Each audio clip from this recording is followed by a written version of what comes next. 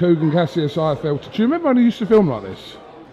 Like without the microphone and doing a bit old school? That's better.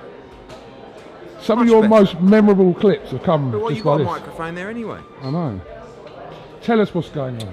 It's the big rebrand tonight, Coop. So, I mean, that entails obviously new logos, new look, new feel. We've got a big global campaign starting tomorrow across 17 different cities in Times Square, Uzbekistan, Sydney, London, all around the world. Big campaigns for our fighters. It's like a double down from us. I really feel like we've always led from the front, and people end up copying us, and everything starts to look the same. So now we're evolving, we're doing things differently. It's kind of like a flag in the sand moment globally for us to say we're all in a very crowded market.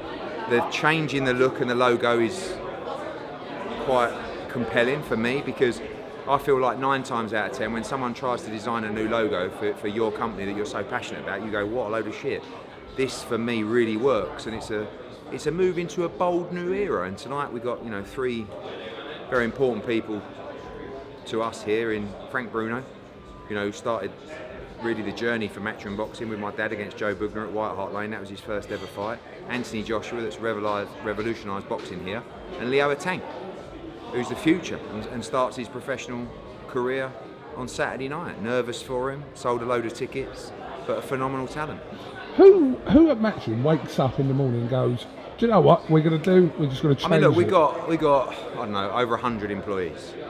So we got divisions of creative, marketing, digital, all these different people. And I think the general feeling is we need to switch it up, we need to freshen it up. And a lot of that does come from the rebrand and from the logo and that kind of stuff, And I think that I think traditionally as a smaller business, we would do it all internally.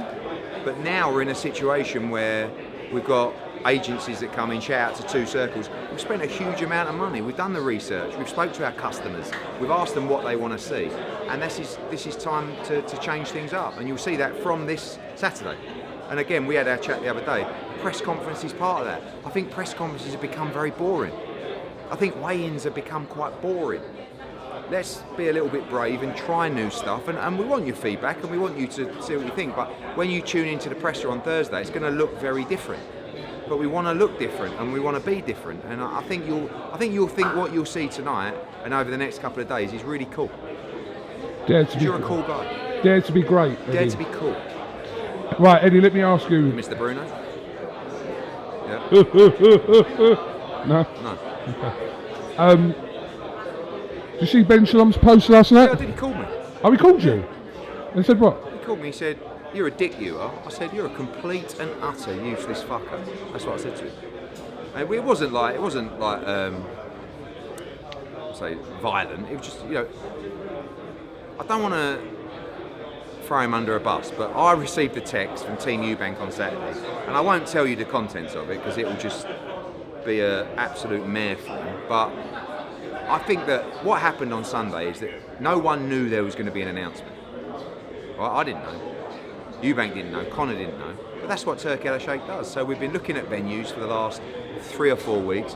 His Excellency announced the 27th in the ring. It was always going to be the 20th or 27th. And he found his venue and he wanted to announce. And that's what he does. So for Connor, he's cool. He said he'll fight next Saturday if he wants. But I think EUBANK, these people that are a little bit more control, they want, I haven't been told, and that's down to communication. So I'm not going to go into it too much unless there's back and forth, in which case I will absolutely ruin said individual. But for now, let's just say they've got a lot of talking to do. Frank Smith said what you said in my interview was accurate. That's what Frank Smith said. Listen, I have a message that was sent to me and to Turkey El Sheikh from EUBANK's manager and team. I won't even say what it says, but what I said to you was, I'm not going to make it up. I said to Shalom last night, sue me. I'll be putting something out. I said, good fucking luck. Did he ring you with the ump, or was it with like? He's been gone missing for a month.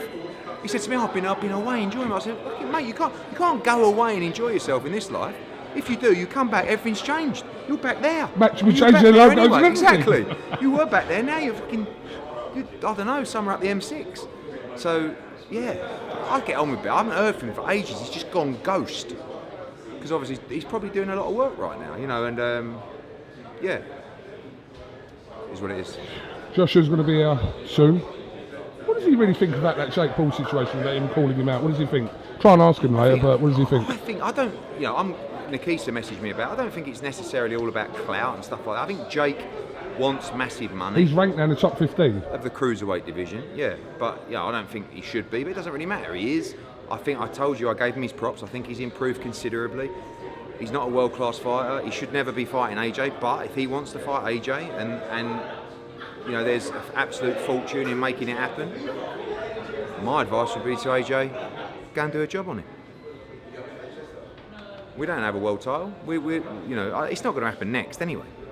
No. And we've got plans next year anyway. So I don't think it'll ever happen. Would we do it? And I will never, you know.